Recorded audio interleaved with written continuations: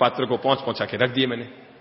अब आधे घंटे पौन घंटे के बाद मुझे खून की उल्टियां होनी शुरू हुई और पूरे शरीर में जलन हो गई। अब जिसके अल्सर, टिटनेस और जिसने खिचड़ी कड़ी दाल तक न खाई हो, यकायक को मिर्ची बड़े और कोफ्ते खा जाए तो तय है क्या होगा।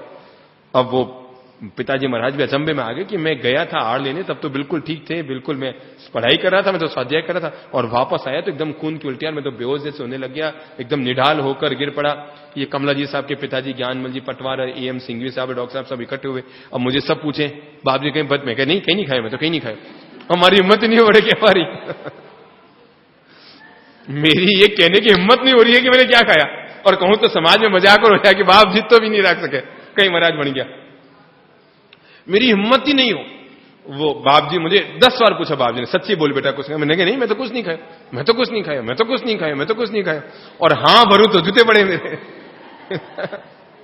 मैं तो कुछ नहीं खाया, मैं बार बार ये कुछ नहीं खाया। अब वो मुझे एमजी हॉस्पिटल लेके गए, एम सिंघवी साहब, और सब इलाज शुरू हुआ, उल्टियां ठहरे नहीं, खूब दवाइयां, खूब इंजेक्शन, और वो एक साथ इतनी मिर्ची पहुंच गई जैसे आग लग गई पेट में। मतलब वो अल्सर तो थे ही, और ये मिर्ची बड़े, कोफ्ते, फिर वो तबियत से मैंने टिकाए, तो तय है कि परिणाम क्या आना था।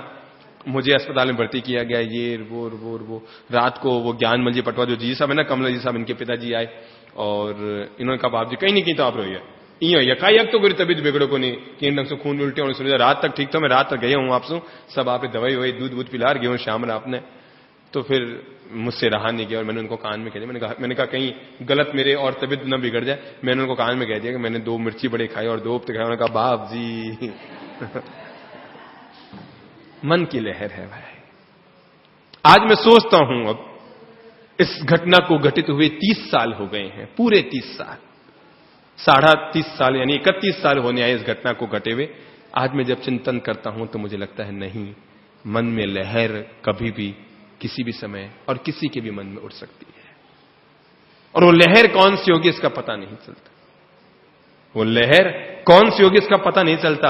और ऐसी भूलें प्रत्येक इंसान से हो जाती है, तीर्थंकर पुरुषों से हो सकती है, भगवत पुरुषों से हो सकती है, बड़े बड़े संतों और महापुरुषों से हो सकती है, लेकिन इन भूलों से गुजर जाने के बाद भी ये एहसास से गुजर जाना कि मुझसे ये भूल हुई, इस एहसास का गुजरना, इसी का नाम साधना है।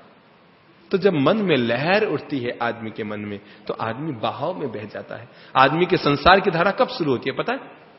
व्यक्ति का संसार कब शुरू होता है? जब मन में लहर उठती है। एक लहर उठ गई, बस लहर उठ गई, आदमी बह चला, एक लहर उठ गई, आदमी गिर चला। कभी कभी आप देखते हैं, एक संत हुए, मैं नाम नहीं लूंगा, वो 60 साल तक संत जीवन में रहे। कितने 60 साल, 7 नहीं 60 साल, 59-60 साल संत जीवन में रहे। अचानक संत जीवन छोड़ दिया, गृहस्थ में चले गए, लहर उठ गई मन। और ये लहर 60 साल में उठेगी कि 16 साल में उठेगी, इसकी कोई गारंटी नहीं दे सकता। जिसको गिरना होता है ना, वो 77 साल की उम्र में गिर सकता है, और जिसको नहीं गिरना है वो 27 साल की उम्र में भी अखंड रह सकता है। ये तो मन की लहर की बात है भाई। जिसको गिरना है ना, वो 77 साल में भी गिर जाएगा, उसको भगवान भी नहीं रोक पाएगा। जब मन में लहर उठ जाएगी ना, वो उस तरह की लहर, तो आदमी टिक नहीं पाएगा, रुक नहीं पाएगा, अपने आप को कंट्रोल में नहीं लगा पाएगा। और 77 साल की उम्र, और याद रखना 27 साल की उम्र में मन की लहर अगर कोई उठी है तो आदमी नियंत्रण कर सकता है, और 47 साल की उम्र में कोई लहर उठी तो आदमी को नियंत्रण करना मुश्किल हो जाता है। तब उसकी नियंत्रण शक्ति कमजोर हो जाती है और लहर की शक्ति मजबूत हो जाती है। इसलिए संसार किसका, जगत का सिलसिला किसके लिए? कि जिसके मन में लहर उठी, जब चल पड़े मन की हवा, जब मन की हवा लागू हो जाती है, भारी पड़ जाती है, जब मन की लहर कोई उठ जाती है तो जगत की लहरें उठे। फिर आदमी के मन में क्या होती है? संसार की लहरें उठनी शुरू होती है। मैं भी धन कमाऊं, मेरी भी खूबसूरत पत्नी हो, मेरी भी एक कोठी हो, मेरी भी जमीन जायदाद हो, मेरी भी एक कार हो, मेरी भी एक ऐसा स्कूटर हो, मेरे भी घर में वो बड़ा वाला फ्रिज लेकर आऊं, मेरे कमरे में अभी तक एसी नहीं है, एसी लगवा लूं। ये लहरें उठती रहती है, और ये लहरें ही बार बार उस कार्य के प्रति आदमी को गतिशील रहने के लिए प्रेरित करती रहती है। ये जो मन में लहरें उठती है ना, ये लहरें आदमी के मन को प्रेरित करती रहती है, ये करूं, ये करूं, ये करूं, ये करूं। आप याद करें, जिंदगी में जब जब आपसे कोई गलत काम हुआ, उससे पहले उसकी एक लहर उठती भीतर, मन की एक हवा होती।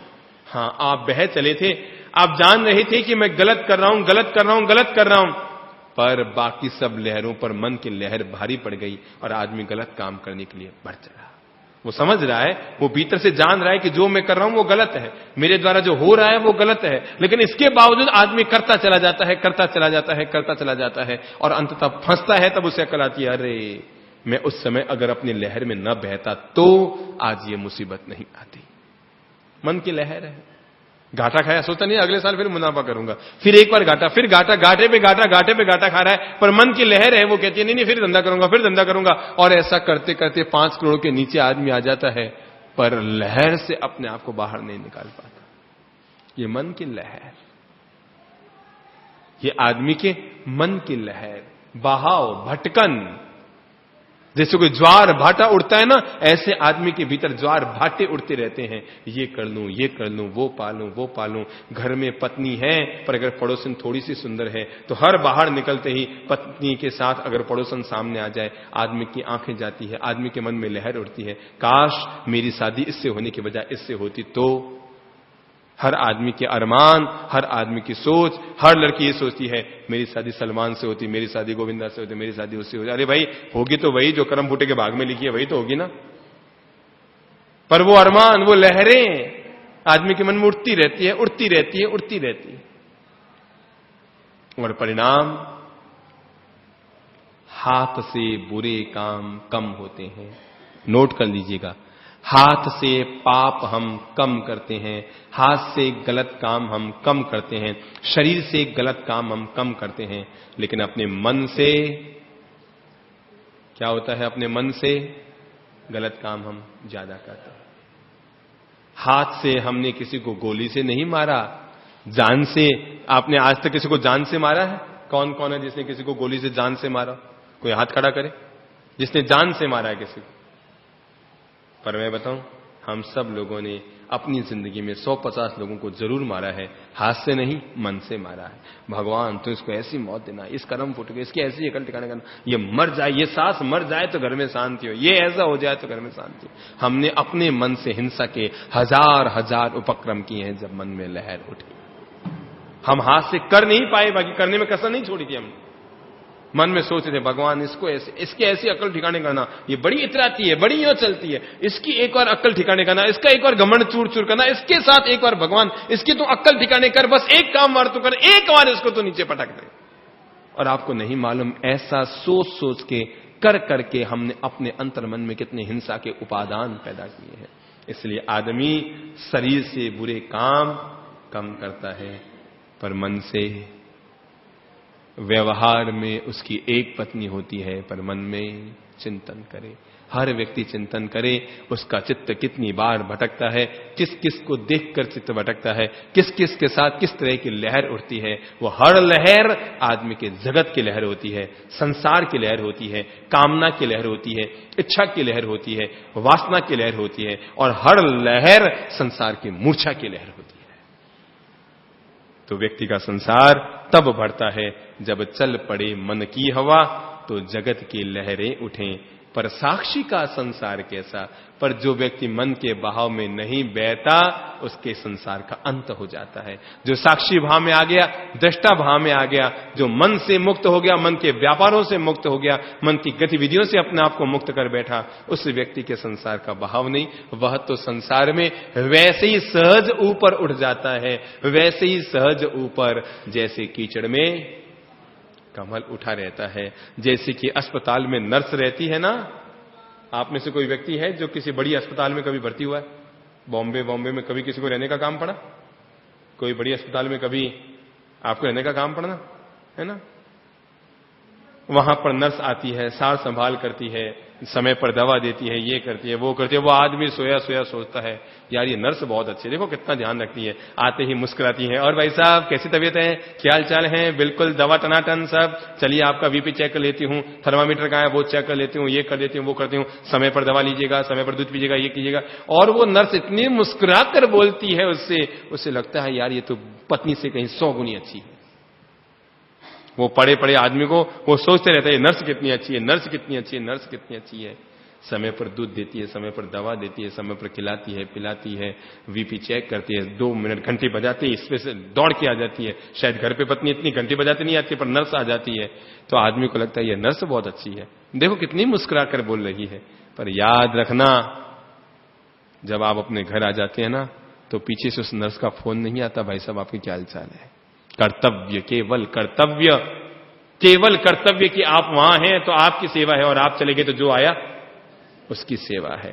जो व्यक्ति संसार को नर्स की तरह कर्तव्य मानकर जीता है और व्यवस्थाओं को करता है, वो व्यक्ति संसार में रहते हुए मुक्त होता है। और जो व्यक्ति संसार में दल दल में कीड़े की तरह फंस कर रह जाता है, वो संसार में एक दिन फंस कर खत्म हो जाता है। संसार में रहो, पर वो दोहा याद है ना, रे रे समकित, बूढ़ी माताओं को याद होगा ना, रे रे समकित जीवड़ा करे कुटुंब प्रतिपाल। और देखा माता जी महाराज को आता है, रे रे समकित जीवड़ा करे कुटुंब प्रतिपाल, और अंतर से न्यारो रहे जो अध्याय खिलावे बाल। कि तो संसार में रहो, संसार की गतिविधियों में रहो, पत्नी के साथ, पति के साथ, बच्चों के साथ, परिवार के साथ, खान पीन, उठना बैठना, जीना भोगना मरना, सारे काम होंगे।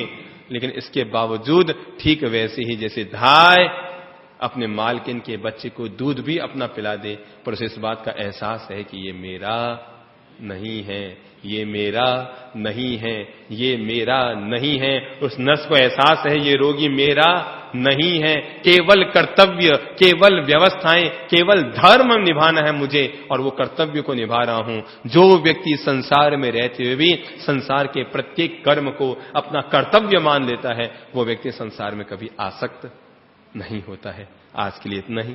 आप सब लोगों के अंतर्गत में विराजमान परम पिता परमेश्वर को प्रणाम है।